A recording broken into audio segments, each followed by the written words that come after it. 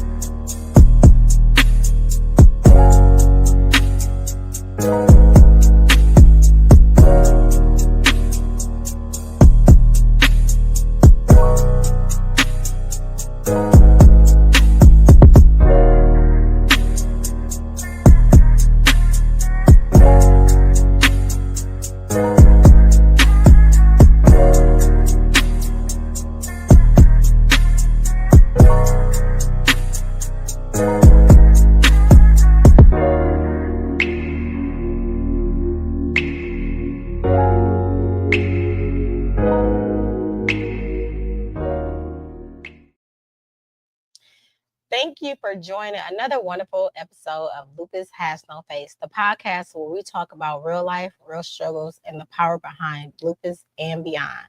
I'm your host, Savannah Burts, with our special guest, Miss Lisa, is in the building today. Thank you. Okay, thank you so much for joining Lupus Has No Face podcast on this lovely evening. We will be discussing from warriors to instructors, training the next generation of caregivers. I love that.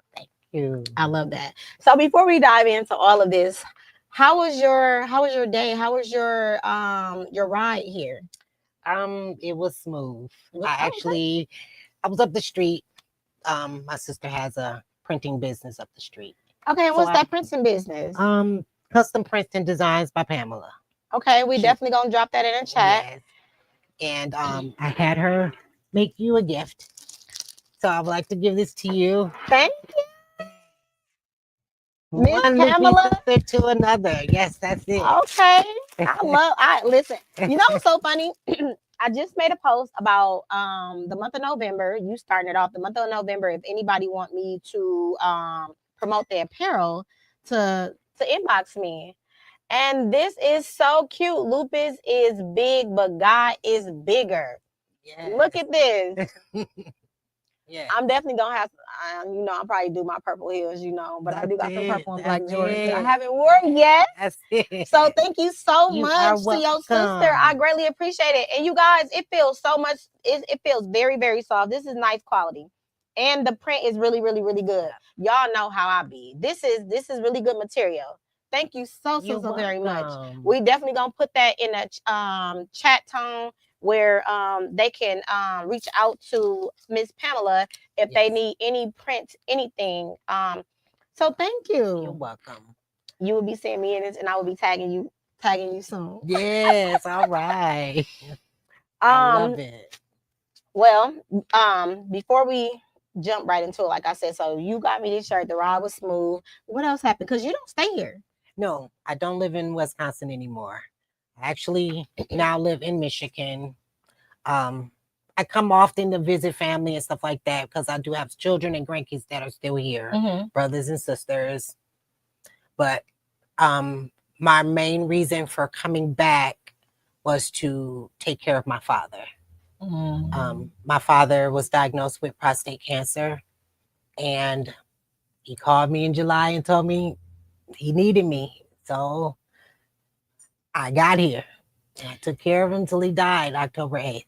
So, oh my God, that is, I just literally had a guest last week, and this is a double one because you are a lupus warrior, and it's also still Breast Cancer Awareness Month. Yes, it is. And we're talking about you and your father. Oh my God. We may have to have you on for a second one. That's all right. I'm here. I'll be here for a while. Okay.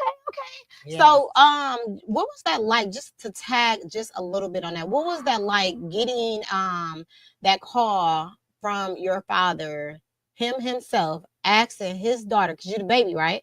I am not. I have a younger brother, and I have an older brother and an older sister on my father's side. Okay, so from the mother's side, are you the baby? No, younger brother. Okay, so I misheard you earlier. Yeah. So he called you and said what? What was that phone call? This is crazy how it went. I had just recently left Wisconsin, I left here on the 16th because I buried my sister that morning. And I got on the train at 1 o'clock, got back to Michigan that night. And then the next day, so 2 days after I got home, he called me.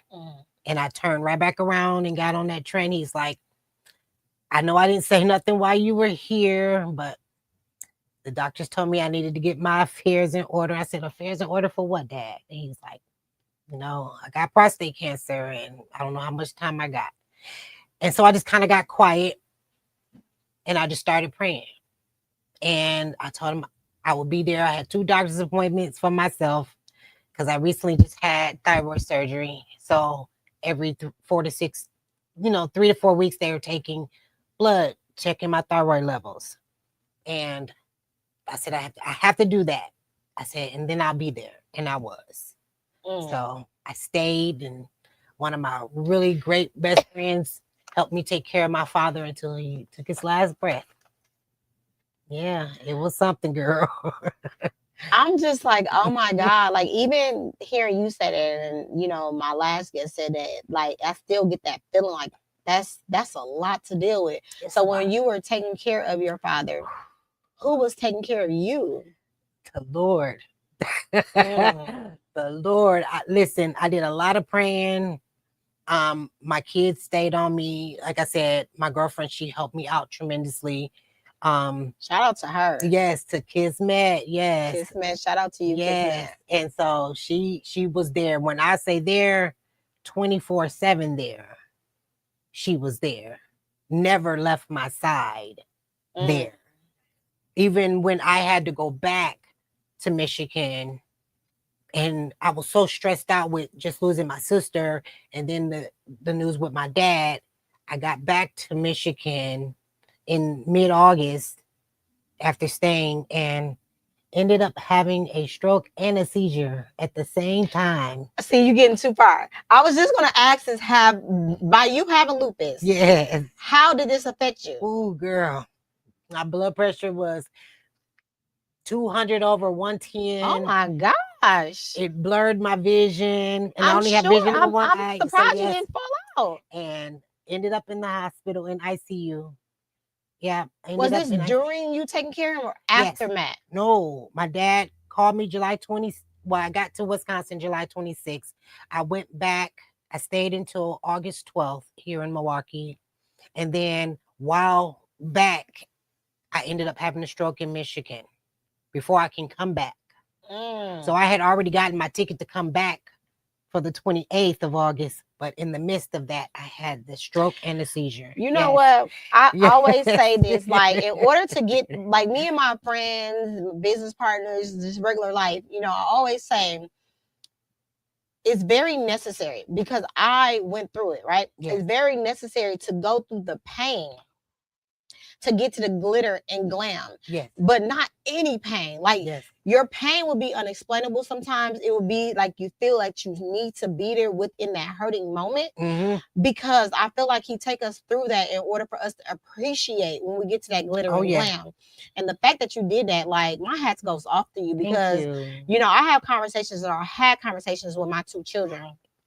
And you never know what God has in store for us, right? I've been living healthy with lupus for a very, very long time. I'm healed from it. I was saying that I was in remission from it, but I was talking to other people. They like, you need to start changing your words and say you healed, and that's right. Claim it in Jesus' name. So I'm healed from it. But I also was telling my kids, which is now 20 and 15, that this is what I have. This is that, and I don't want you guys to fight over money. You know what I'm saying? Everything is split amongst y'all.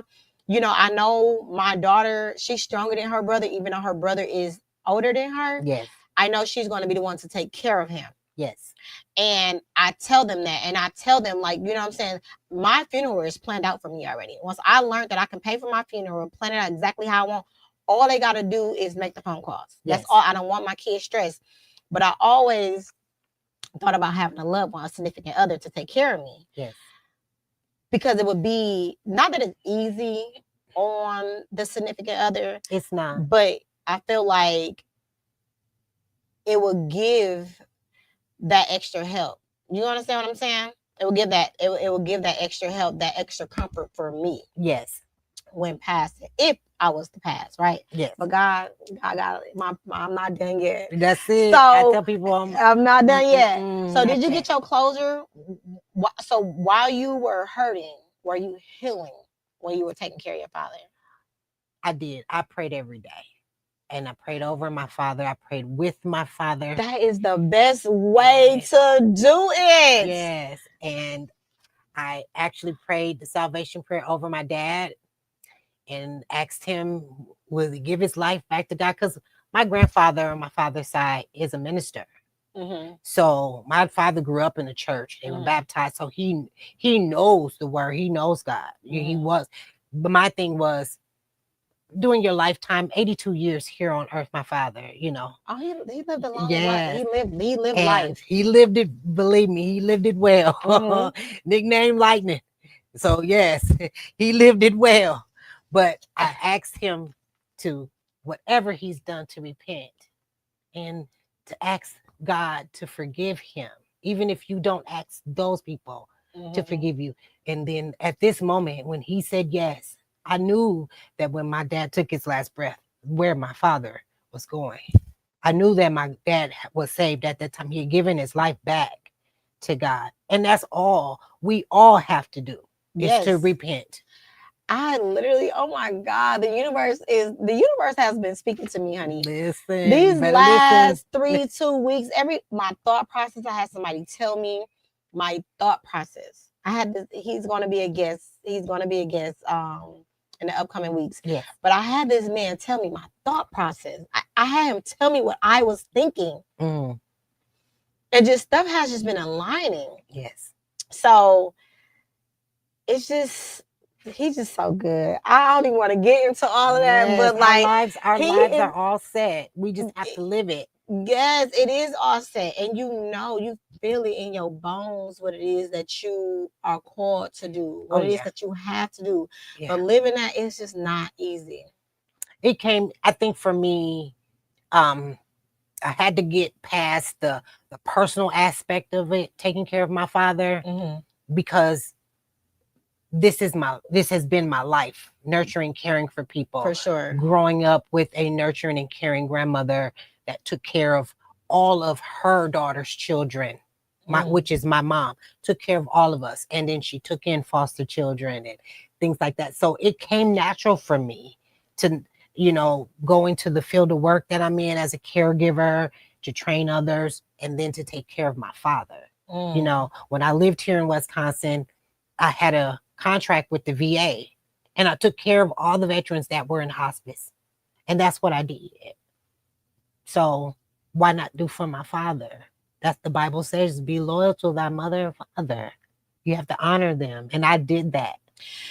And people don't understand, like, you cannot, oh my God, this is changing the whole dynamic. But you taking me there. So like, my mother didn't raise me. Yeah, mine neither. I am the baby, right? I am a twin. So she took care of my twin, my father and my sister took care of me. Now, I don't have, as we sit today, I don't have no trauma. I don't have no bitterness. I don't have anything, right?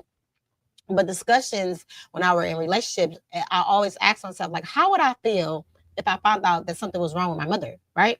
Because I don't know her. You know what I'm saying? Like, I don't know her. Like, she would be at the Thanksgiving, Christmas dinners and stuff like that, but we don't know each other. Right. Okay. So to fast forward all of that, my mother got sick. I got that phone call. And when I tell you, I broke down like a baby. Like, I was crying for days. I was crying in the shower. I was crying in the car. Everywhere I went, I was crying, and I just had to get it together before going into work. Get it together before going into the house.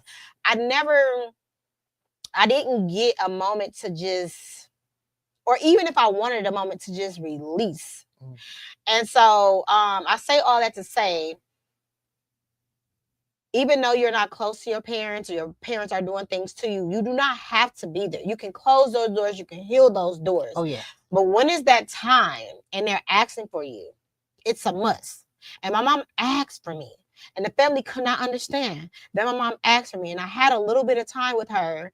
I laid in a hospital bed. I called one of my business partners, Sir Quentin. Shout out to you, Sir Quentin. I called him, and I asked him, could he come film?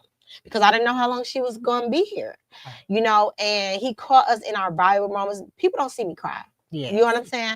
And I broke, and I was in a hospital bed with my mom, and I asked her, I said, again, because I've been told her this a long time ago, I said, I don't feel any ill will. Everybody that's have a child doesn't meant to be a mother, and I understand that. That's right. I said, I didn't lack anything. I had a great life. I said, is there anything that you want to say to me? She said, I should have called you more. And because she said that, my mom is mean. Because I think she's mean. That's my perspective of her. You know, she from the East Coast. She's the baby herself. She just, you know, but if her family tell you stories about her, which they did, they all praise her, which is very ironic to me. But anyways, when she said that, it healed, like it did another healing for me. Yes. Because I'm like, I'm happy that she would be at peace if and when she passed. Yes. You know what I'm saying? But she stayed calling for me. She stayed asking for me. And then, not on this episode, you guys, I'm not going to give you all of that. But, you know, all of that stuff happened. So that did a lot for me. So I said it to say, like, even though I didn't know her or nothing like that, me laying on her chest, me laying in the bed with her touching me, I got to feel her heartbeat. And we are a lot alike in a lot of ways. Yeah. And that was just a spirit going through me. Yes. So we're going to change the dynamics of this a little bit, y'all. The show is only an hour. I keep y'all listening, intrigued. But okay, so tell us a little bit about who you are outside of Lupus, a mother, a grandmother, and an entrepreneur. Well, I am one of 6 of my mother's children, one of 4 of my dad's. I'm a very family-oriented person. I love family. I love anything to do with just getting with my family. For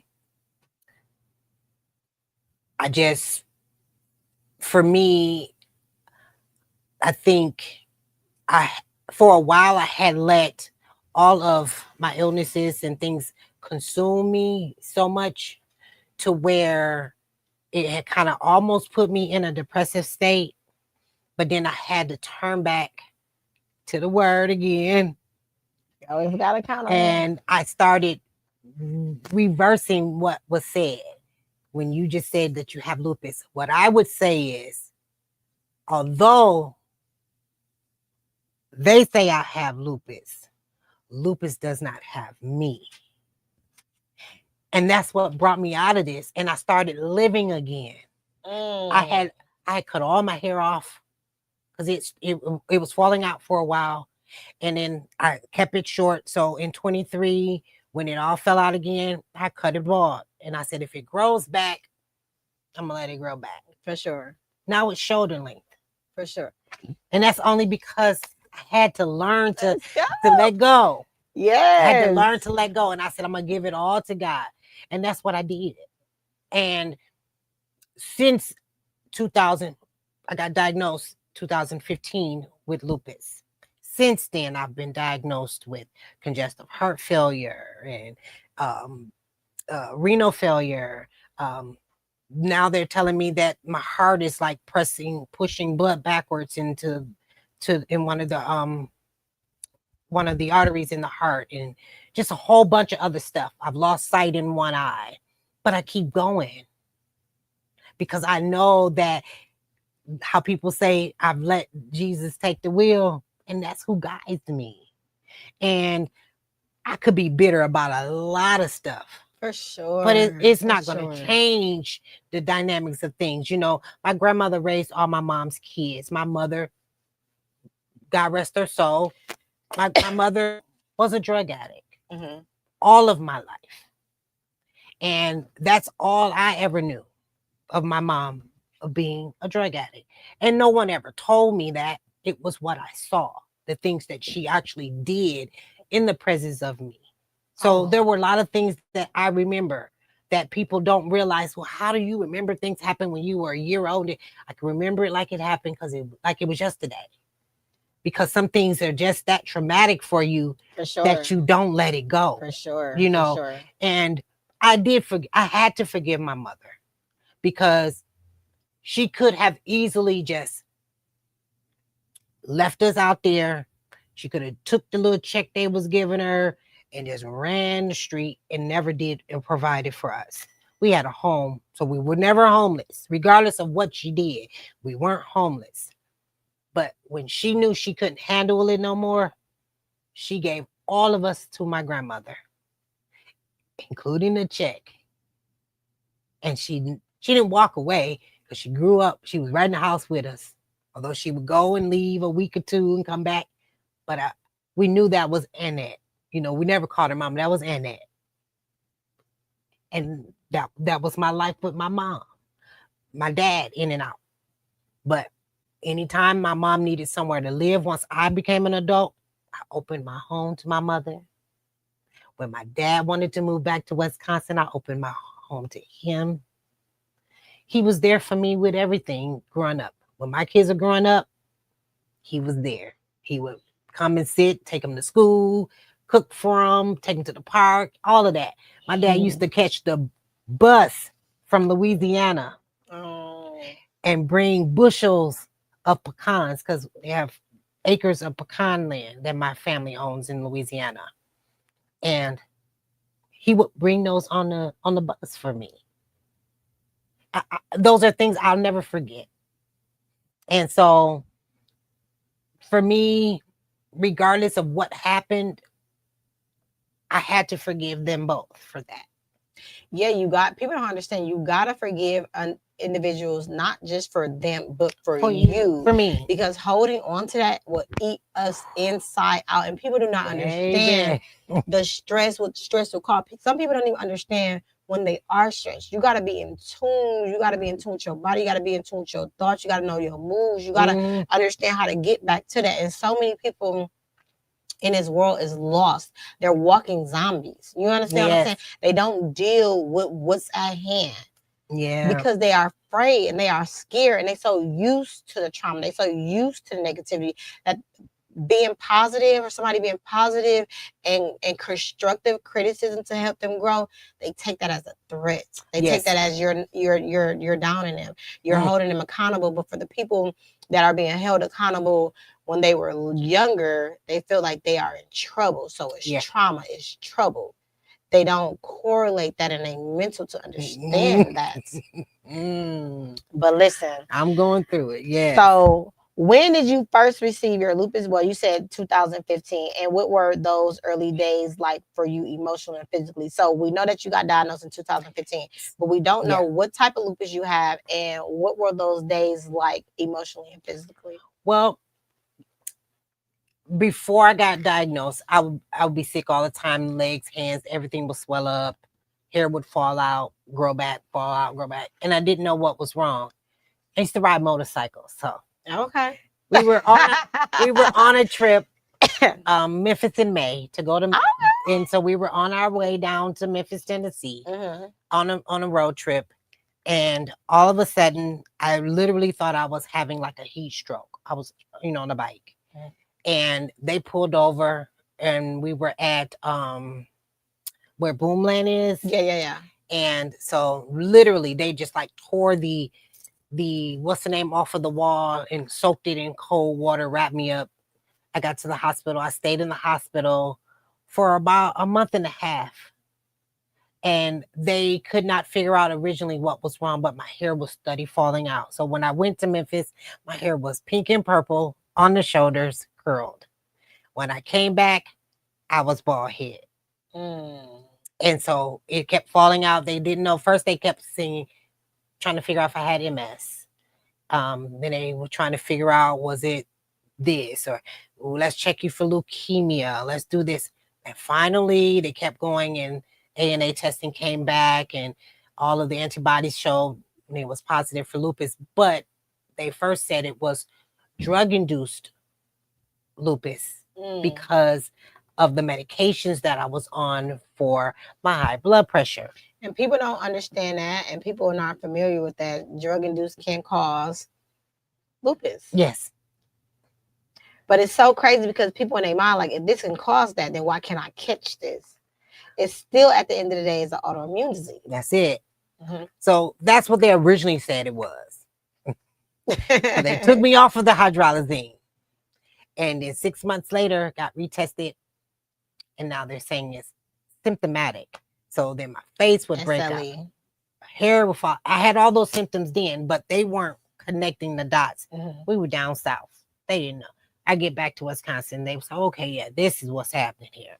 So, yeah. So, and didn't realize that every time they were doing all these testing, they were seeing the nodules on my thyroid, and they were trying to test me for Hashimoto. So I was like, okay, well, what's going on here? But they never told me.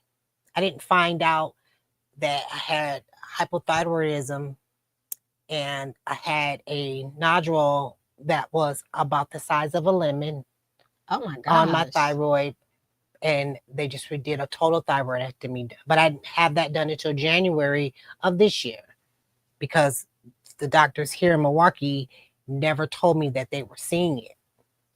They were seeing the nodules, but they were like, oh, they're small. We're not going to say nothing. And so from 2022 to 2024, it didn't go from 5 millimeters to the size of a lemon. It had to have been almost that big 2 years ago. And that's why I tell people, it's some amazing doctors out here. But those amazing doctors go home and continue practice. They go home and continue this. They go home and take another courses. They are working outside of work. Yes. A lot of other doctors, doesn't mean that they're good, but I call them surface doctors. You gotta be an advocate for yourself. If you know, no one knows your body how you know your body. Right? And if healthcare field, let me tell you what we do. Now I'm saying we because I'm a part of the healthcare field, but this is not what I do. Okay. You come in, I'm going to see how you look. I'm documenting that. I'm seeing how you clean, how you smell, how you walk. I'm documenting all of this. You don't know that I'm doing that. Yeah. And then I'm listening to your concerns. I have a chart to go off of. Yeah. Your weight, your concerns, the pills that's available, what it possibly could be. So, I'm going to start you at a level A medication. We're going to try this. That's what they do. Yeah. So it's very, very important that you have to be an advocate for yourself. Yes. Because they just don't know. Yeah. You understand what I'm saying? How many times have you had a job or a career and you're like, I'm just going to do what I need to do, and I'm at home. I'm punching in, I'm punching out. You ain't trying to grow. You ain't trying to do nothing. You just want to be at this steady level. Stagnant right there. And when you're stagnant, you don't learn your job. Yes. You're robotic in your job. Yeah. So if you're robotic in your job, how can you be of help to anybody? You're not. Yeah. But you're doing what you are supposed to be doing. She weighed this, her height is this, these are her symptoms. That's it right there. Is that wrong? No, it's not. But it ain't right either. It ain't right either. That's why I said thin line. That's why I said thin line. You have to advocate for yourself. Yes. If that is how you feel, you don't not let a person think that you are mentally thinking is like it's just not happening. Right. This is how you feel. And if that doctor's not giving you what you want, you got the right to go to a different doctor. Yes. And if your insurance is not covering that doctor, you got a right to change your insurance. It is illegal for a doctor to deny you care. That's it. Period. So we just gonna move along. I thank God for that. Because baby, I just go on and on about that. I'm serious.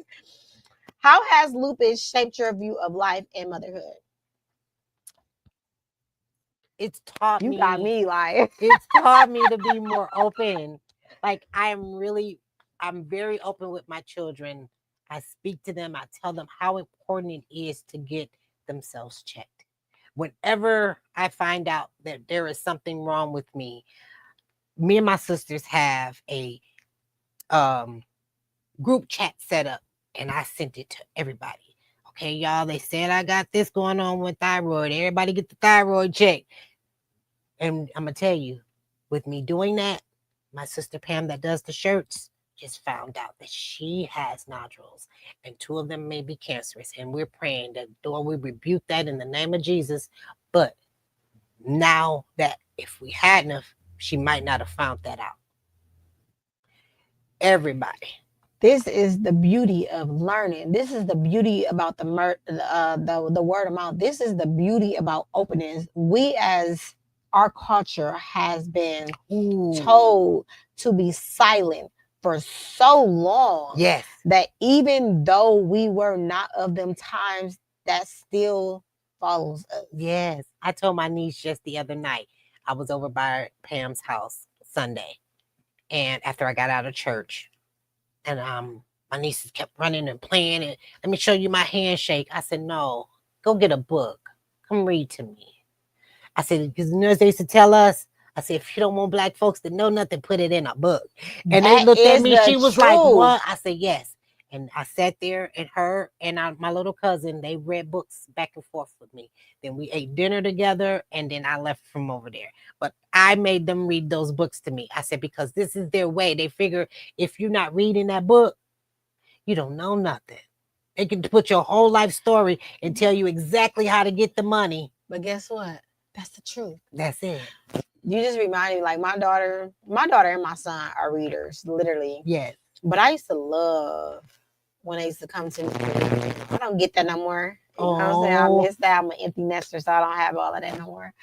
But I used to miss when my daughter used to come in the bed and tell me to read her this book. And she used to listen. And I had to do a voice and everything. And if I skipped any, she knew the book to the point. If I skipped the word, she knew. Because sometimes you be tired, like, I want to skip to this page. She'd be like, you skip the page, mama. That's how they did me Sunday. She said, wait a minute. I said, when it goes to the baby talking about he wanted to go to camp, and I'm reading it the way the book is saying it. She's like, Auntie, why are you reading it? Because she calls me Auntie Rainbow, right? Auntie Rainbow Puppy. That's me and Bailey's little joke, because I always wear my hair different colors. So she, every time she would see me, today it's purple, this week it's blue, so she started calling me Auntie Rainbow Puppy.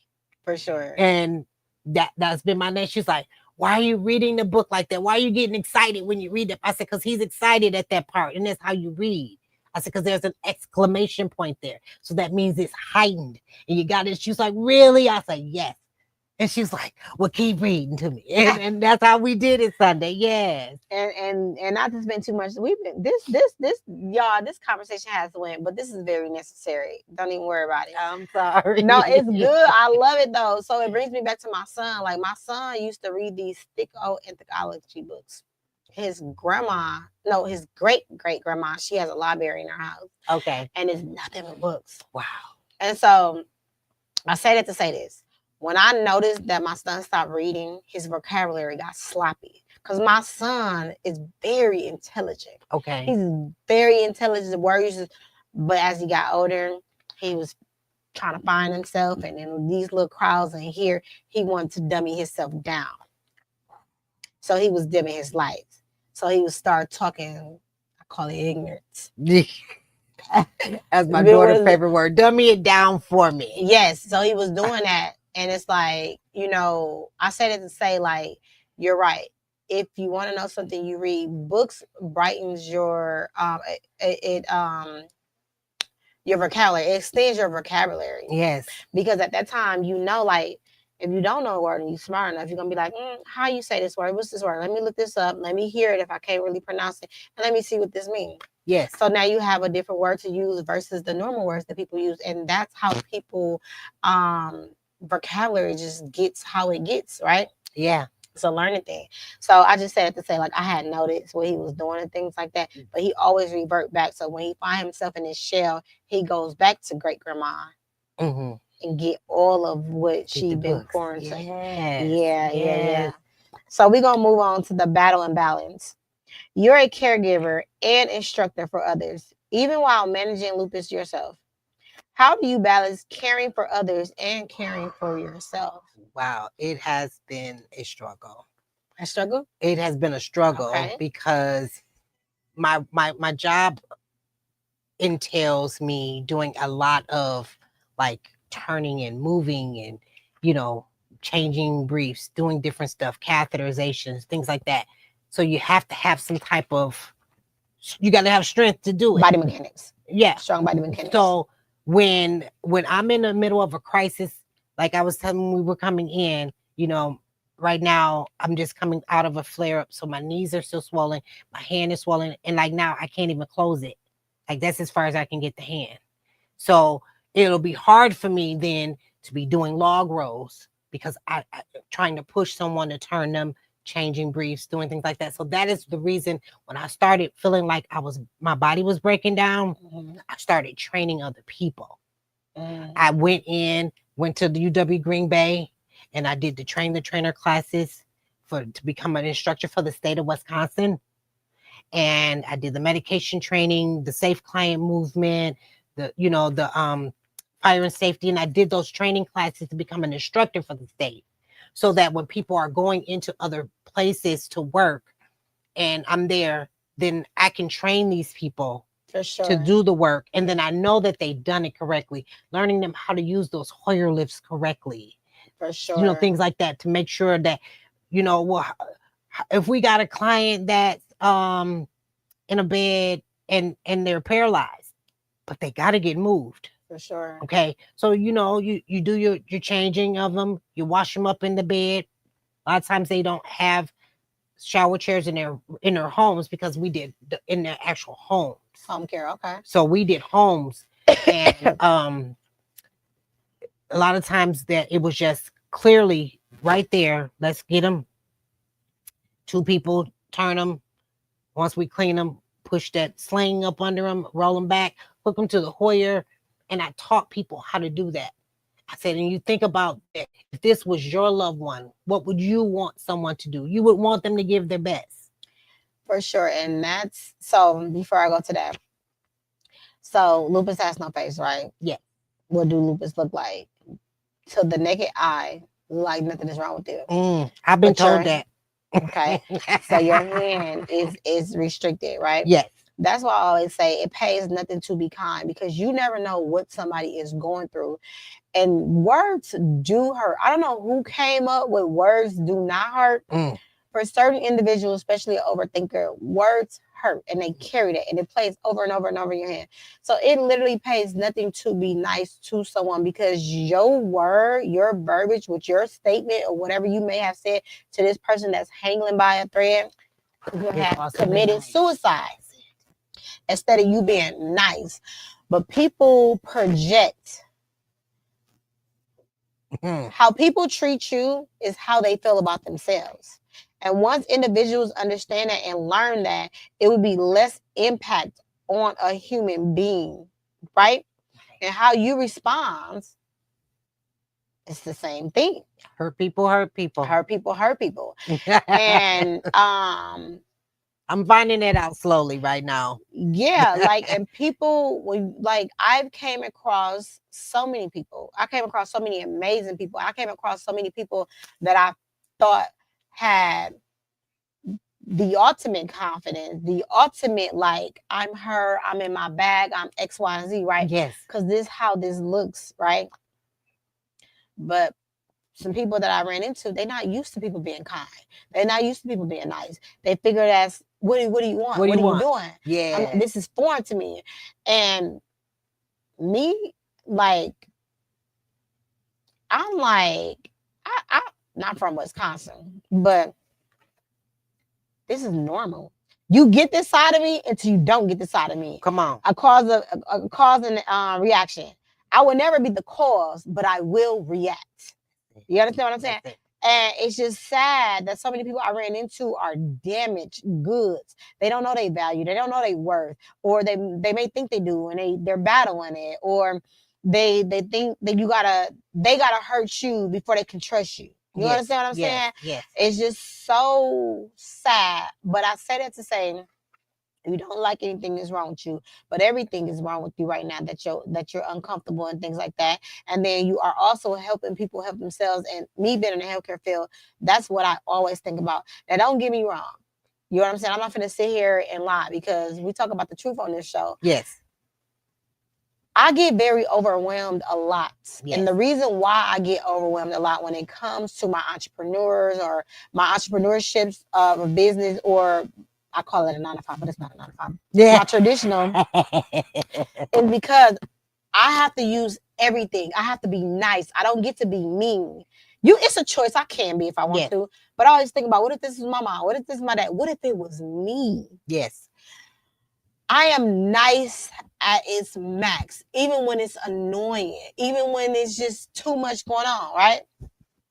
So it's overwhelming to be so nice all the time. You have to have an outlet. Yes. And sometimes when you don't have an outlet, your closest people to you, you take it out on them. But then you got to understand, you got to recognize, like, this is not their fault. I need to regroup. I need to collect myself before I start having a conversation with this person. And for me, I've learned that.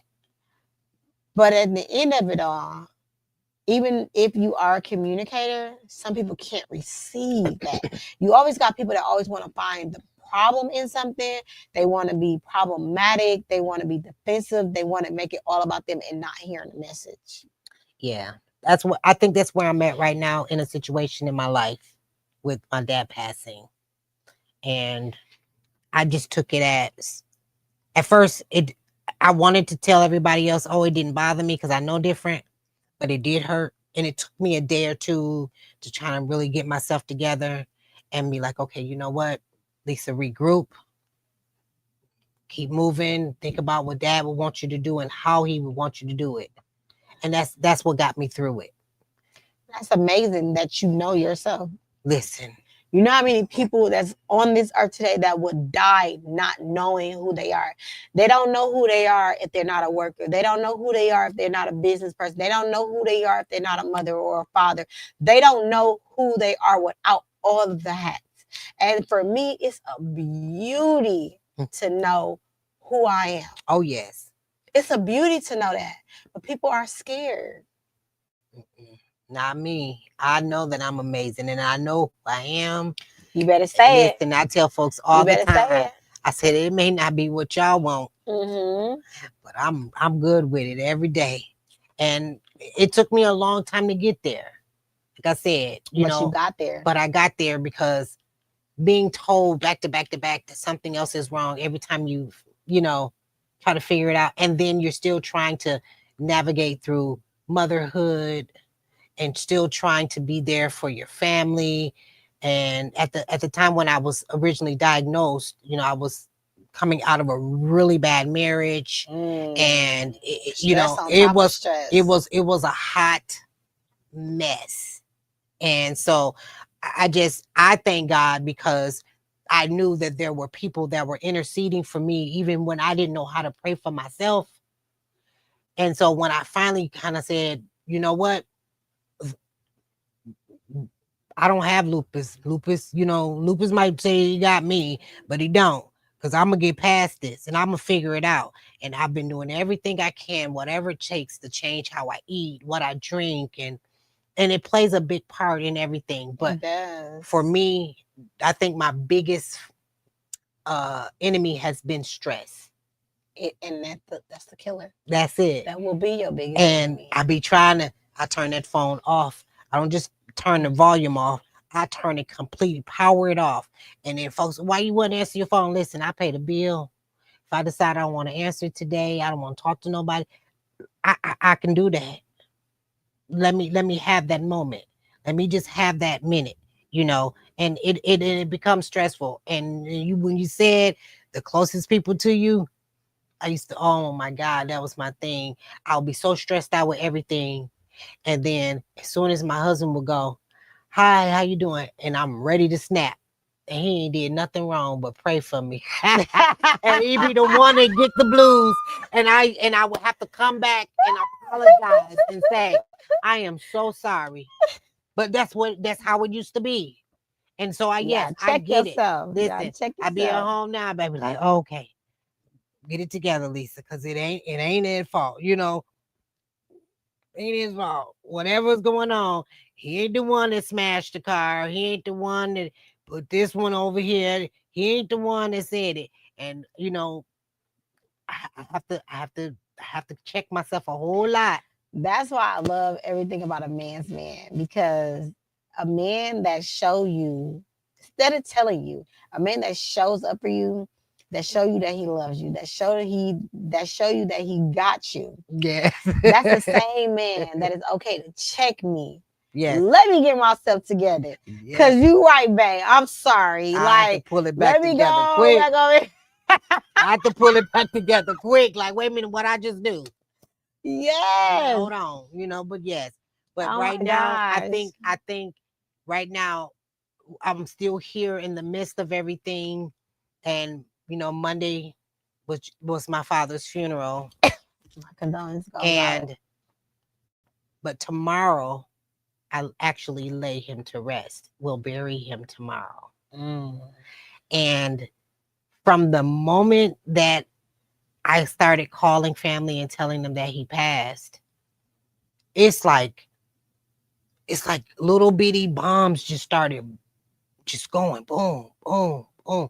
Then I get the phone calls from my sister down south. It was, asking me why am I so invested in him and taking care of him? He's not even your dad anyways. I was like, what? Who are you talking to? Like, she's like, you're not his daughter. I'm like, well, if I'm not and you are, weren't you here taking care of your dad? If that's how you really feel about it. Exactly. I said, but he called me. I said, I don't care what none of y'all say. As long as he said I'm his daughter. I don't care if I was a stepdaughter, a lot lizard, whatever y'all wanted to call me. He had me in on his lease. The people in his apartment, they knew me as his daughter. Everybody, my aunts, my uncles, my cousins, my other brother. My brother, he snapped. He's like, what is going on? People can be so cruel because of their pride and their ego and their entitlement. Looking But just that's like a whole nother story, girl. Child. Looking just like me. She just light skinned, big old fat face. Yeah, let's go. Oh my God, you definitely got to come on here again. What are some of the toughest challenges you face living with lupus, and how have you overcame them? I think trying to learn everything about it. Trying to make sure what I'm feeling is what I really am feeling. Is this what this is? Is this just some breakout from the soap, or is this something else going on? Or should I call the doctor for this, or should I just let it go? But for me, I think for me, it took me a long time to really start learning everything, and I'm still learning every day. Yeah, for sure. You know, everything's changed. everything sure. changes, and it's so weird. You know, I've done so much with different lupus foundations and trying to learn different things and what could cause this, and if you eat that, and don't eat the dark vegetables, and don't eat too much garlic because it's gonna have a flare up in it. But I love garlic. Let me have my garlic. The best thing for me to tell you for that, know your blood type. Yeah. When you know your blood type, that will tell you what you can and what you cannot eat. Okay. Yes, it's books, it's guides, it's all of that, right? All this stuff is pulled from all different data all over the world, people that report it, but every lupus warrior is different. Yes. So the first thing is that you have to pay attention to, you have to be one with your body. When I say one with your body, you have to be one with your body. Tell you when you're tired, when you're sleepy, when you're stressed, when you're hungry. Like when it tells you when you want to go run, your body speaks to you. So once you are in tune with who you are one with your body. So that means now you know how your body talks to you. Then the next thing you're going to do is whatever that intake that you do, pop, vegetables, whatever, your body is going to react to what you putting it in there. Okay. You're going to feel some type of way. Yes. So if you feel some type of way that's not some type of way, what do? You journal. Okay. Journal for 6 weeks. You journal. I'm going to try that. You journal and you go back and you say, this is how I felt when I ate this. This is how I felt when I ate this. And this is the things that you should have out of your diet. Because even if your blood type tell you, because we was all taught vegetables and fruit are good, but depending on what your blood type is, you can't have that. Yeah, because now with the thyroid gone, they tell me I can't eat cabbage. So, But your body will tell you. but Or look it up, research it. Why can't I have it? If you are really one of them dangerous people that likes to live on the edge, let your body talk to you. Is it green cabbage that I can't eat and I can eat purple cabbage? You understand? Like, yeah, let you have to pay attention to your body. That's what any environment. When the air quality is not right, my skin itches. Like yes. my body reacts to the outside pollution. Oh yes, I feel like something biting me just all over. Like Yes, I'm just like on burning. fire, burning on fire. Yes. And what did I tell you? Stay your butt in the house if you don't need to be outside. Yep. You know what I'm saying? So our body speaks to us, and our skin is the biggest organ ever. That's it. You using some type of lotion and it's not making you feel right. You sleepy every time you put it on. Can't use that lotion. You really gotta pay attention to it. And this is literally had one of those lotions. you miss. I wish I had Something with lavender in it. Yes, Something because with honey, I have a horrible sleep pattern. I can be woke like I done just pop no-dos and drink coffee all day. You know what? When I was doing it on the regular, I would take Epsom salt baths.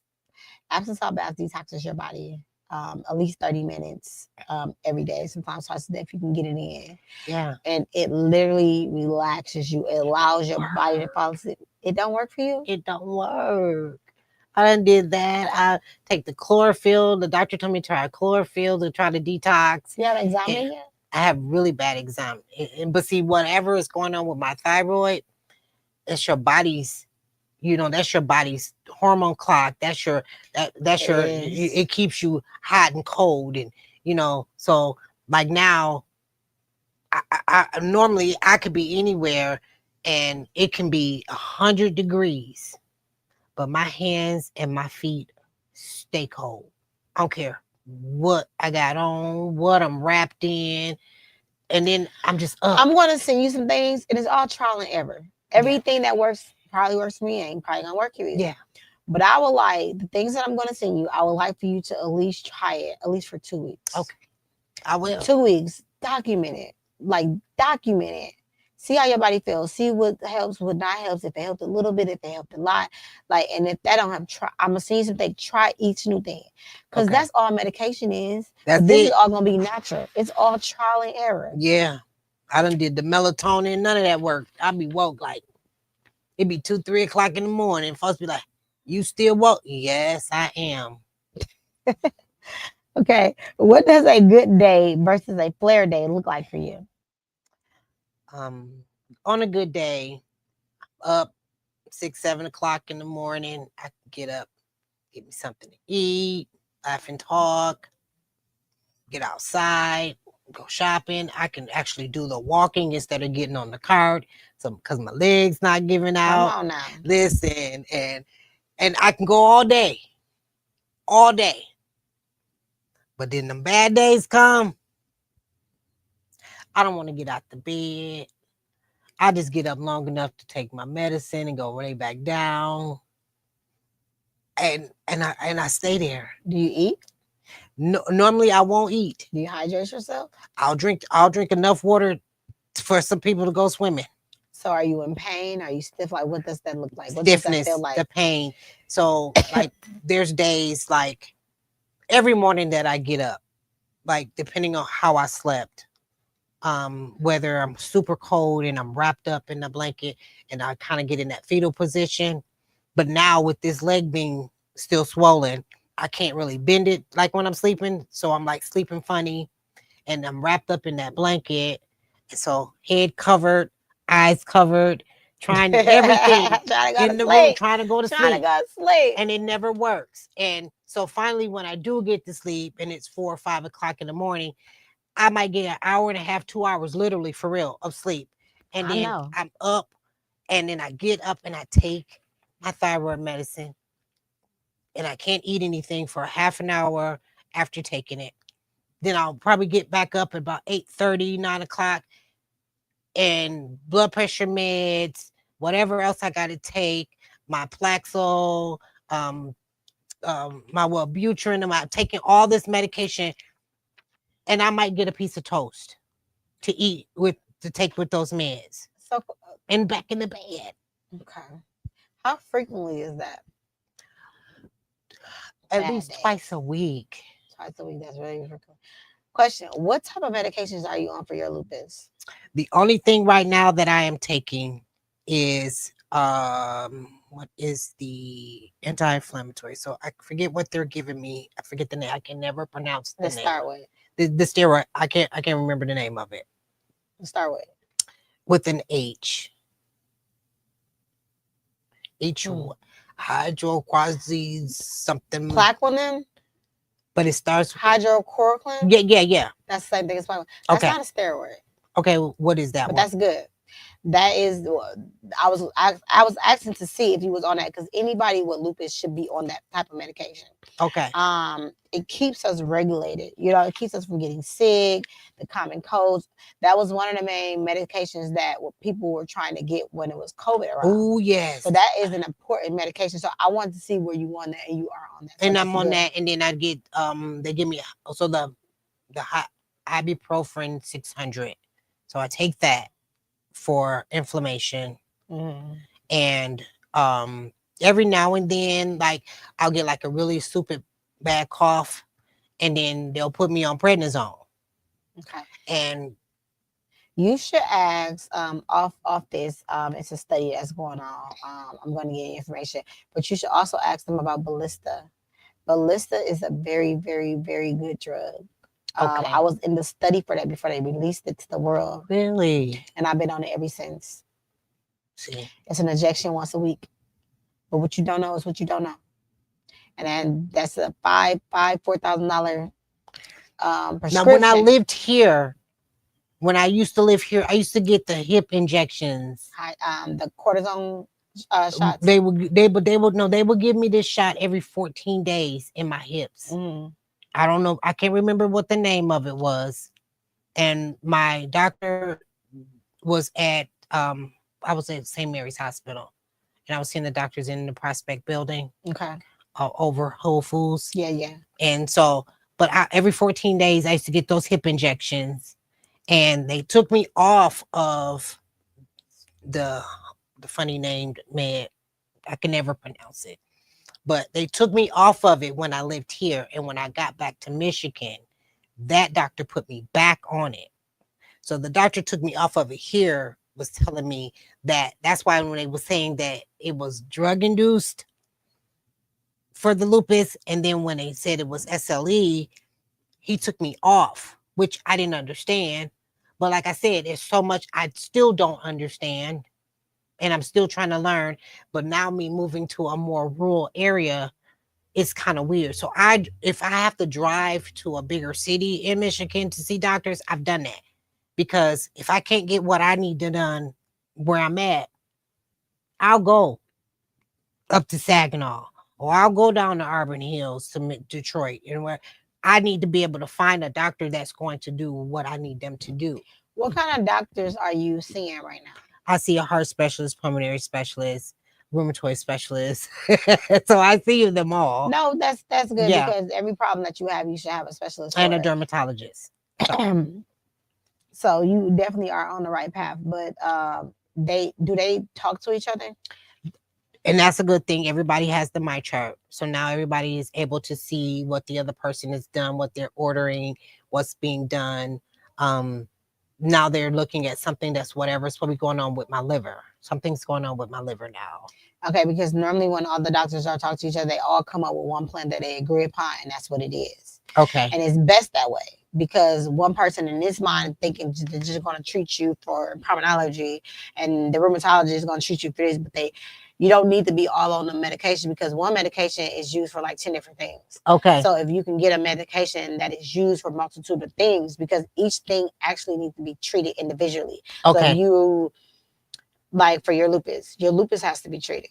Your thyroid has to be treated. Yes. You understand what I'm saying? So everything has to be treated, and everything that's wrong with you is not your lupus or is not your thyroid. And people got to learn the difference because when a lot of people come into the doctor's appointment, they're like, "Oh, my lupus," but no, it's your fibromyalgia, or no, it's your RA. You got to know the difference, and that's why I say is always learn about your and that's why I'm trying to learn the difference with everything that's going on with me. Like, is what's happening with my hand? in the shoulder because they've diagnosed it with frozen shoulder. So that's as far as I can lift that up, right? And that takes physical therapy. I've And seen people come out of that tremendously, no medication, no anything. yeah, And the goal is to not to be on so much medication, right? Because that's a what lot I of know. medication, especially pregnant, it will help you, but depending on the dose that you're on for the length amount of time that you're on it, it can deteriorate your bones, and which you will have to have surgery. You know what I'm saying? I don't know if they tell you that, they don't tell you that. Some doctors Nope. may will, somebody. So it's good, but it for a long period of time, high doses, it could deteriorate your bones. Okay. You know what I'm saying? So you want to, and then working out, having a good workout regimen. People are like, how do you want me to work out when I'm in pain? I've done this myself. I'm not gonna tell you nothing I never done. Having a regular workout routine actually really helps the inflammation and everything that's going on. Even if you could just walk the treadmill, or even if you can just do a 2 pound weight, you got to get your body moving, because what happens is your body sends its nerve system and say, well, it's been like this for a long time. This is how it's gonna stay. Yeah. The doctor said if you don't use it, you lose it. That's what he told me. That is so true. So when me, I used to be so fatigued. I used to be so tired. I used to be so mad, so irritated, so everything. I was just gonna need to get through this, man. I'm hopping off. But after those 2 weeks, it was giving me energy. It was giving me rotation. It was giving me extensions. It was giving me what it is that I need. Okay. So you gotta put in the work. Like being on medication, having your regular workout routine, and all these things, you gotta do it. Like I know sometimes it's like you don't want to do it, be rebellious or whatever thing, but if you want to have a healthy life, live or anything, you literally can. You just first know your body. Okay. But you gotta get the moving. You gotta do it. Even if you don't, you lay in the bed all day, get your butt up and go walk around. Okay. Walk around the block a couple times and come back. It may be I like, promise I get up and do it. Because honey, I be but hurting. eventually, if you continue doing it, your body is gonna think to itself like putting oil on it. You know what I mean? Yeah. Oil on the joints. So we gonna talk. Yeah. How important is your support system in this journey, and who or what keeps you grounded? My support system has been my family, my sisters, my children, my best friends. They and right now my church family. With everything that I'm going through, they're always there. They're rooting for me. They're praying. They're doing everything. Um, for me, I have to make sure that whatever is happening, I just try to keep everybody in tune with what's going on with me, so that there's no, oh, why you didn't call me and tell me that was going on, and I just make sure that I try to keep everybody In the loop. And my kids, I tell my kids all the time, make sure you call me, check on me. If you haven't heard from me, I try to make sure I call them, but call me and check on me. And I'm gonna tell you another thing. Learn how to read those charts. If you don't want to go in depth, you don't have to, but learn what the numbers mean. Okay. Learn what the numbers mean. Learn what you can do to get them down, because you can. And you don't gotta be on medication for that. I was a person that I started off with 20 pills when I got diagnosed. 20 at a I'm on young 13. teenage age.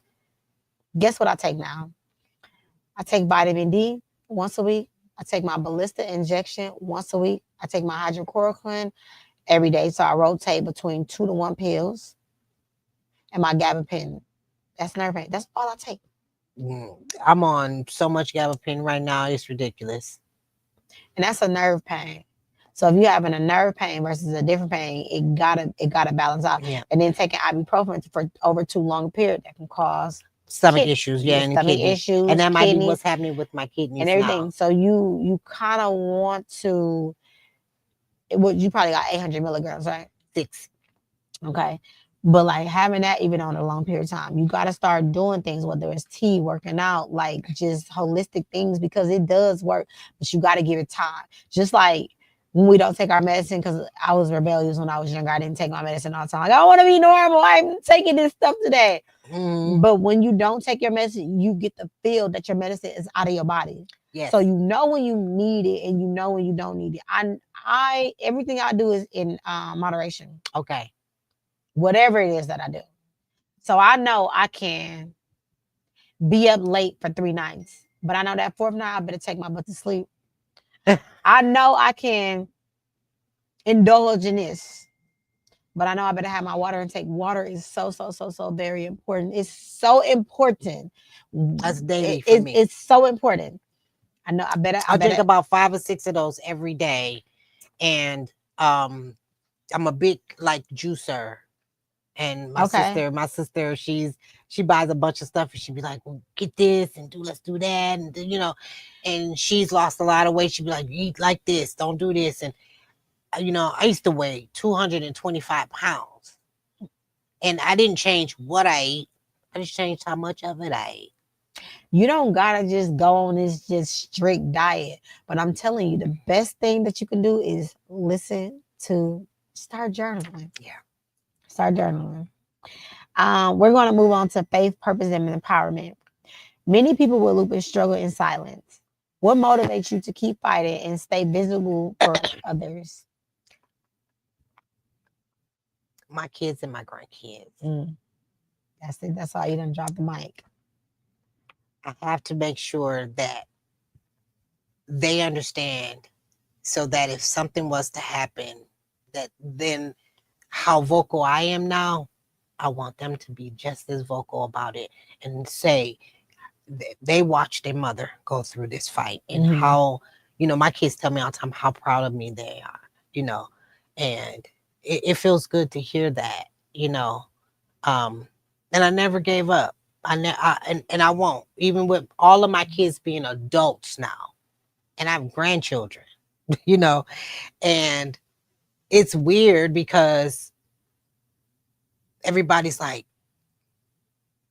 you say, but you don't look sick. I said, if only I can cut my insides out and let y'all see what's happening. If y'all could see how those nerves are moving and the clots and this is happening and how that's happening. I said, y'all don't even understand what I'm going through. And they will never. You know what people ask me? They ask me two things. Tell me about it, or how was your show? You know what I tell them? Go read what I have and you come back and tell me. Because when you tell people, they don't understand. They still don't understand. And when you tell people, they don't understand. So people got to read. They got to go look for themselves. Because they don't know how deadly it can be. They don't know how altering our life is. Because we make it look easy. You know what I'm saying? People respond to, I'm just so sick. I just can't. No, who wants to be like that? Don't do that. Nobody wants to be like that. I have a life.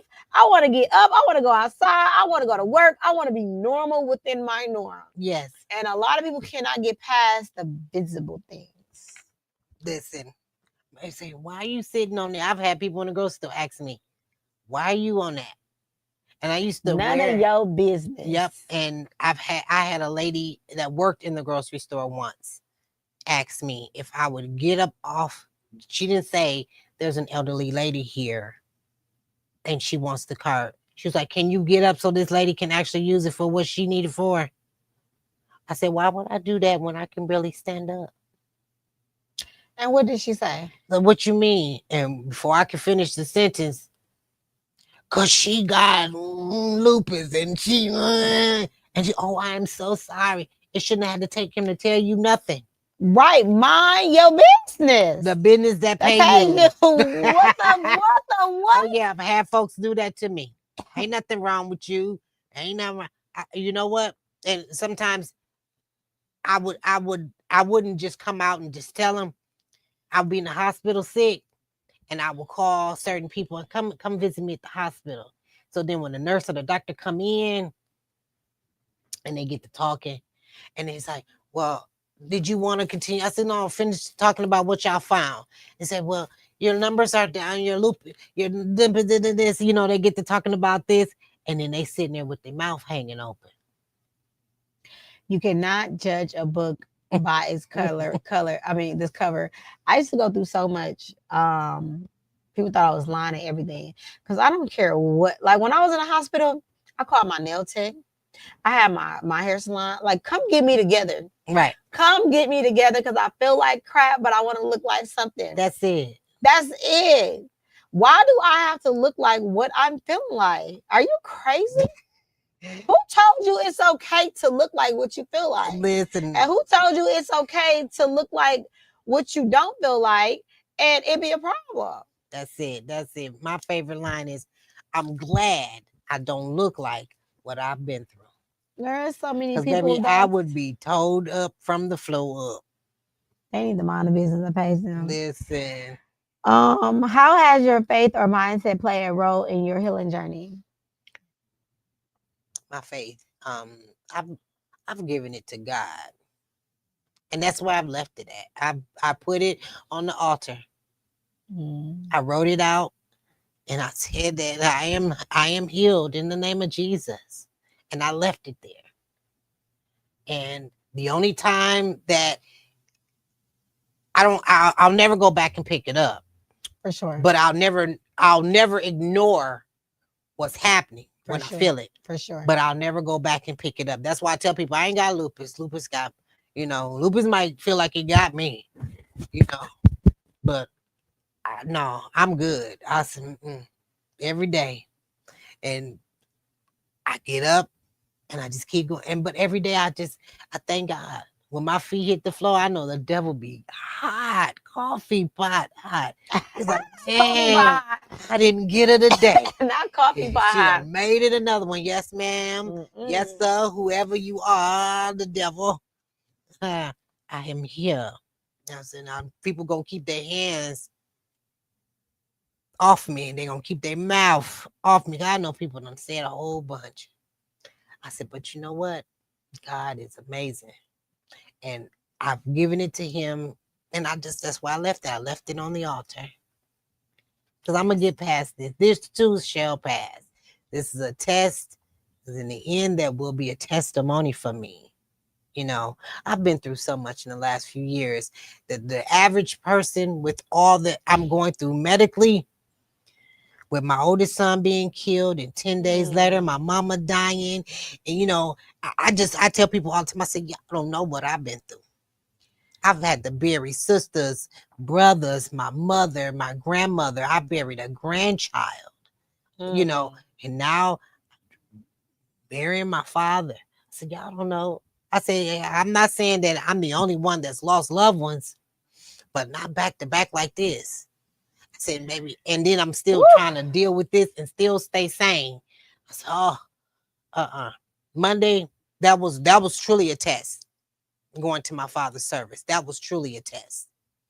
Yeah, like I be telling people, like, until you can walk if I gave you my heels, you wouldn't be able to walk a day. And I in wouldn't. my And they are heels. so cute too. And I wouldn't. They're my favorite shoe right here on the ground. Yeah, Jordan 1. Jordan 1. Yes. I be telling people, you can't give me your life. Here, you couldn't walk a day in my life. I'm not gonna sit here and explain anything to you.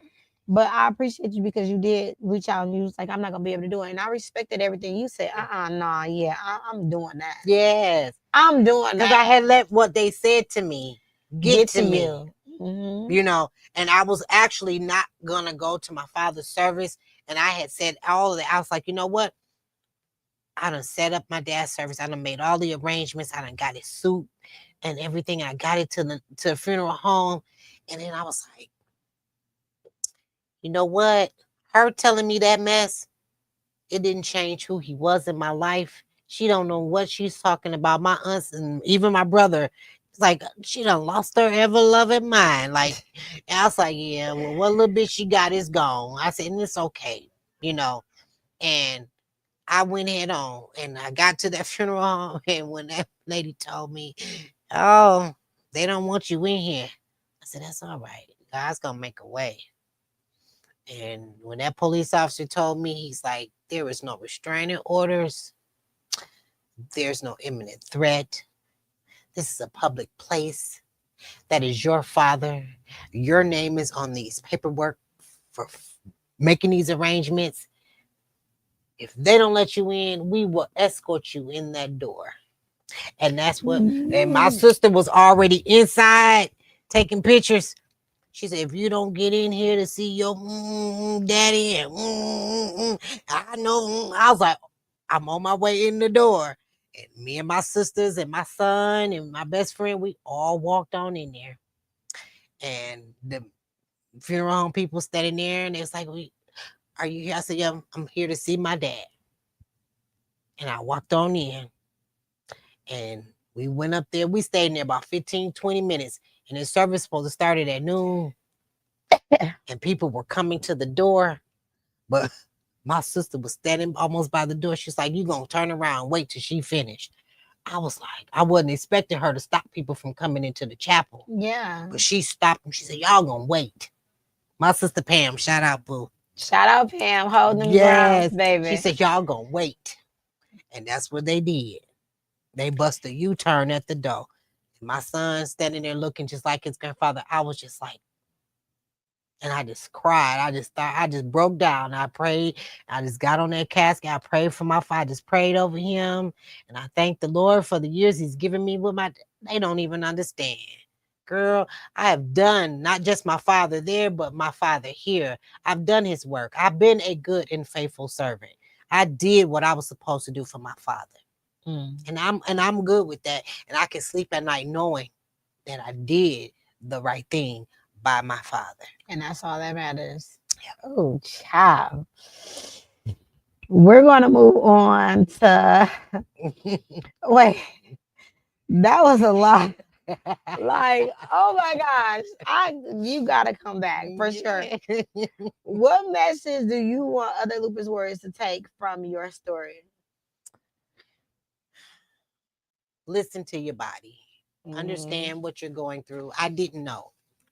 I had never heard of anybody in my family having lupus, and so I didn't even know what the signs were. I didn't know what to expect. I just thought I was losing my hair. I was like, I didn't know what was happening. I thought maybe I had a bad partner, or I used too much color because I color my hair all the time. But I had never lost a strand of hair from coloring it. You know, the average person, quote unquote, healthy hair will lose anywhere between 50 to 100 strands a day. Yes. But even if you're like carrying a child, it goes from like 100 to 200 strands a day. Yes. So our hair is supposed to shed every single day. Yes. But not the way it was falling out. Honey, I would do one of these and the comb would be full. And I'm like, wait a minute, hold on. I just pulled the whole ponytail off. Like stuff like that. So no, it was bad. And so I just tell people, listen to your bodies. And when you get to those doctors, do not allow them to tell you that it ain't nothing wrong, because it is not normal for you to be in pain. That's what people have to remember. I went 6 years of being in pain. 6 years? 6 years. Foot numb. I was like, wait a minute, this is not normal. And I'm in myself, in my head, and the doctor's, oh, there's nothing wrong. We don't see anything. Nothing's broken. I said, but you're not going to tell me that there's nothing not wrong with my foot when I literally, what made me go is that we were rolling a client back in a wheelchair, and they ran over my foot and I didn't feel it. But because he said something, Miss Lisa, I just ran your foot over. And I looked down and I seen where the wheelchair had actually went across my shoe, and I did not feel it. I kicked the shoe off my foot like, wait a minute. I'm feeling my foot like, wait a minute, it ain't broke. What's that's what made me know something was happening. And they ignored it. Sure. They ignored it. Neuropathy. Honey, it's a hot mess.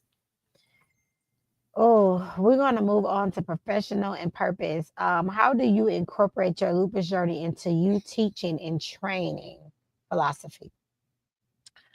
For me, I always talk to people and making sure that they understand that this is not just, if you're just looking for a job, this isn't what you're supposed to do. Working in the caregiver field and healthcare field, it shouldn't be just a job or you're coming for just a check. For sure. If there is not a actual love for nurturing and caring for people, you should not be coming in this field, because what will happen is that, like you said, you'll start lacking in spaces where, you got so used to doing it this way that now you're not going to do it correctly, or you're going to miss a beat sometime. And all it takes is you forgetting, moved and did so much and you forgetting, and you done it, and you forget to pull a latch up and your client roll out the bed, or you didn't clean them correctly and then now they got a bed sore. It's this little things. That's all it takes is those just little but things big things that and can turn cause into big death. things. Yes. And then, they get C. diff, they get septic, and Urinary tract and within infection. 6 to 10 hours of somebody being septic, they can die. For sure. And we never, a lot of times you never know that people have it because their internal temp is what is being factored. They may not feel hot here, but I had to watch for signs. And then those are things that I was going through. I didn't know. I would get fevers, I would get cold, I would get chills. All of a sudden I didn't understand what was happening. Face broke out, body just burning. I didn't know what was happening until that motorcycle ride. Wow. How do you want to use your platform to inspire or support others living with chronic illnesses? I just want people to be encouraged to know that this isn't a death sentence. It's not. It's not a death sentence. At first, I was so depressed, but then I had to remember there is still life in me. It is. And I try to live my life to the fullest. You are living your life to the fullest every moment. And everything I wanted to do, once I got diagnosed, I started doing everything. I started going on cruises 2 or 3 times a year. My sister that passed away, she loved cruises. That was our cruise lady. She'll book a cruise in a heartbeat. Let's go. We go. We all will go. Me and all my sisters, aunties, our kids, it was about 40 of us went on a cruise. Mm-hmm. And that's how we used to do it. And I miss those times with her.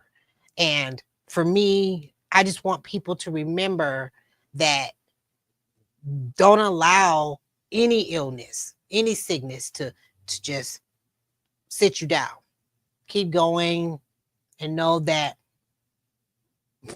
you can overcome it no matter what it is. That's for sure. If it's in the Lord's will, He will see you through it. And I'm not going to question Him. I'm not going to, not at all. Whatever He says, that's what it is. For sure. But I believe if I put it in there and I rebuke it, and that's it. It's gone. I'm healed. Amen to that. How do you manage running a business while dealing with chronic illness? I guess I'm kind of happy that the type of business that I do now, that a lot of it, I can do it via emails, text messagings, so that I can actually send somebody else out to do it and feel comfortable enough to know that I don't always have to be the one to be there to do it, unless it is something that the business itself has to take care of. That I can actually send someone else out to service that client. Or if I felt well enough and I had somebody that we had brought in and they're getting boarded, like different healthcare facilities will call me in to train their people. Okay. And so what I end up doing is like medication trainings and stuff like that. If you're going on the registry for the state of Wisconsin, I have to then do those myself. So now I offer like a hybrid type thing where they can do part of it online and then part of it in person. So then that helps me on those days where I'm not really, mobile or moving around. For sure. So what happens is that because I don't have my own space, I end up renting spaces. So normally if I don't have more than 10 people, I do everything online. Okay. So fair enough. That helps me to where I don't have to put out money that I didn't make. Right. You know what I'm saying? So if I don't have 10 or more people that I'm training, we're going online. we're doing this and I usually give them a week, and then I have little packets that I send out with all the stuff for, like, so if they're doing a medication training, I have little dummy packets that looks like the medication packets and all the booking, and then they can just download everything. I'll send them a link from Crew Path that they give me the books and stuff to work from, and then I'll send that stuff over to the people that are doing the training, and then they can just download it, and then we do everything online. We do a Zoom meeting. So if anybody that's looking to do any of that, looking for your business, how can they get in touch with you? They can Google Tone, me. can you please put this in the chat? In Harper's Training Academy. Harper's Training Academy. For what type of training again? It is for CBRF training. Mm-hmm. Medication administration, fire safety, and standard precautions. Make sure you guys reach out, support. That is something most definitely to have. You know how these the things that's been going on in the world, being in the healthcare field will always guarantee you a job. For final thoughts, word of wisdom. What final words or encouragement do you have for lupus warriors who feel unseen or unheard? I tell people to always find support groups. I'm in a really great support group.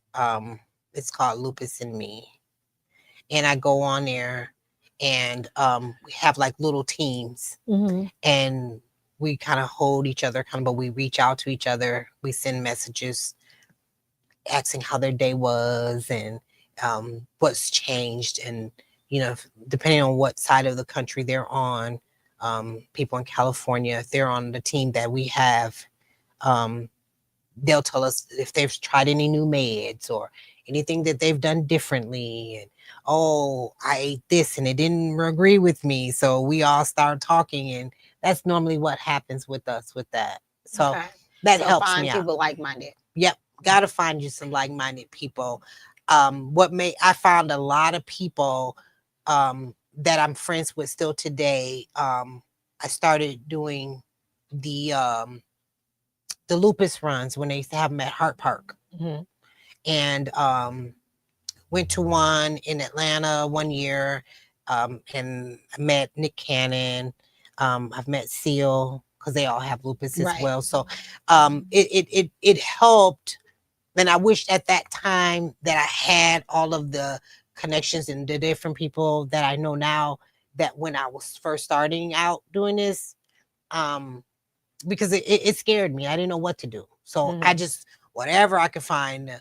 The Lupus Foundation, I know there used to be here in Milwaukee on Mayfair Road. There was a place there right across from Mayfair Mall. I used to go over there and sit in. They would have conferences, and they would have a lot of different brochures and different stuff.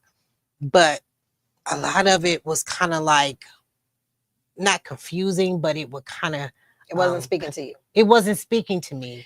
And I think it, because of who it was coming from. And that's exactly why I started Lupus Has No Face nonprofit organization, 501c3, because there was nothing out there that spoke to me that I was going, it was all surface. Here you go. Like, no, wait a minute, what?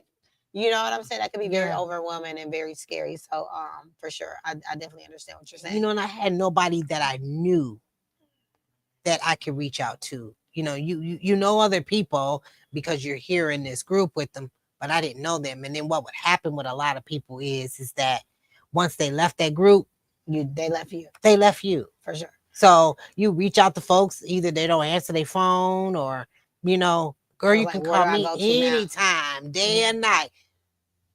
And when I tell somebody that, I tell somebody that.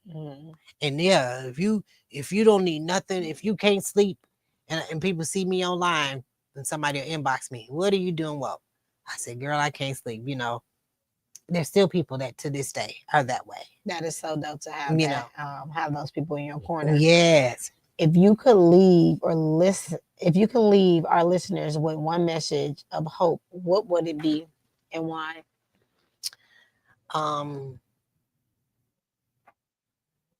Never give up. Stay encouraged. In all ways, I know it's probably sounding repetitious, but always give it to God. For sure. Now that, you know, I'm sorry. I am. Well, no, I'm not sorry, but no, I just believe that everything that I'm going through is for a reason, and that God is going to see me through all of this. For sure. You know, so I have faith enough to know that I can withstand all this, you know, because God wouldn't give me this if he didn't think that this soldier could go through it, you know. And that's the thing. You're going through it, the storm. You're not Mhm. stopping. You're not stuck. Mhm. You're going to go through it. That's what Mhm. that people say, oh, girl, I'm going through it. Well, at least you're going to make it to the other side. For sure. Some people done got right in the middle and stopped. I'm never going to stop. I'm never going to stop. I said, I'm probably going to be, I'll tell for I'm be the cutest thing in some Air Force Ones on a walker. What I'm going to do it, however it make it do. I'm going to get it done. And I'm not mad at you. I thank you so much for coming. I'm definitely going to have you on here again because we definitely got some unfinished business. You have so much to say about your father dealing with cancer, you being a lupus warrior, and you being an instructor. So I definitely want to welcome you back. I also, Tone, please do put her information in there just in case if you guys want to become a caregiver, CBRF training, whatever. It would not hurt to have that under your belt. Also, for the people that's just unorganized, that can't make sense of things in the health and wellness field, I'm your life coach. Please do reach out to me. I'm on all platforms. And with further ado, Glam Girl Conversations, Savannah Burt's brand is live and well and open. So if you want to see what the Savannah Burt's brand is all about, please go to savannahburts.com. Okay. Everything is on there. It is live. It tells you everything about Savannah Birds. Even though we meet here every Wednesday live at 6:30 p.m., this is just my lupus journey. The Savannah Birds brand tells you everything, may not everything, but it gives you a little bit more in depth of who Savannah Birds is and what Savannah Birds have to offer. Yes. Again, I do have wellness guy living well with lupus that is on Amazon, which can be purchased on Amazon. But for faster shipping, please go to my website www.lupushasnoface.com or the Savannah brand. All the links work together. Again, the journal is available as well, and it is a bundle deal. So if you guys are trying to figure life out, learn your body, knowing your blood type, this book is for you. If you're newly diagnosed, if you just want to journal your feelings, your thoughts, your emotions, this is for you. You do not have to be a person with an autoimmune disease. You can just be a regular person that just don't have it all figured out. A therapist has a therapist. I'm a life coach. I have a life coach. I have a mentor. So as long as you are willing to remain a student, you can never fail. And failing is not trying. So again, thank you so very much for tuning in every Wednesday to Lupus Has No Face podcast with your wonderful host, Savannah Burtz. If you came in the middle of it, please go to Lupus Has No Face podcast. And while you're there, like, share, and subscribe. I will see you next week. Until then.